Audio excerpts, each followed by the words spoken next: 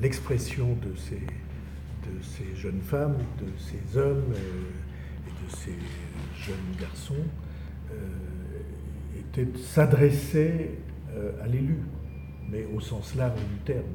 Il n'y avait pas de revendication pour la mairie de Pau, et il n'y avait même pas de revendication pour un responsable politique. Ce qu'il y avait, c'était la demande que soient transmis leurs questions et leurs inquiétudes. Alors, qu'est-ce qu'il y avait comme question? C'est très difficile parce qu'ils ont abordé de très nombreux points et parfois des points contradictoires entre eux. Ce qu'il y avait, c'est l'expression d'un malaise social, les difficultés à vivre la vie de tous les jours, le sentiment d'injustice, mais d'injustice tous azimuts. Par exemple, ils ont beaucoup insisté sur le fait que ce n'était pas possible que des gens qui ne travaillent pas reçoivent des aides qui les mettent au même niveau que ceux qui travaillent, et même quelquefois moins.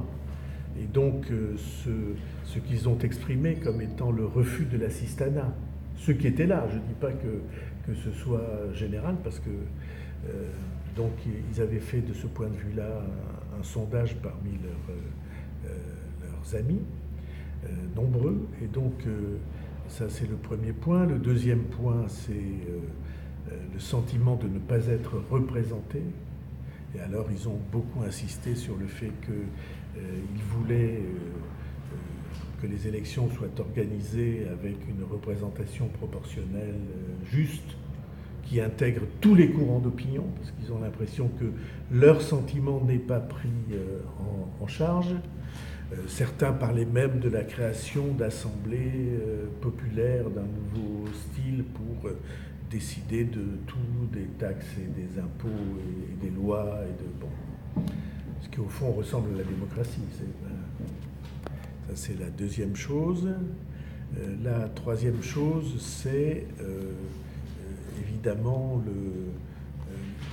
l'impression que des problèmes nouveaux doivent être pris en compte, en particulier contre des lobbies ou contre des forces économiques très importantes. Il y en a même parmi eux qui défendaient l'idée de la suppression de la propriété privée, de la renationalisation de beaucoup de choses. Et puis en même temps, il y avait des revendications qui touchaient au système éducatif, mettre fin à la réforme du bac, mettre fin à tout ce qui approche de l'idée de sélection. Vous voyez que tout cela montre des revendications extrêmement disparates, extrêmement contradictoires entre elles, extrêmement difficiles à prendre en compte et à assumer.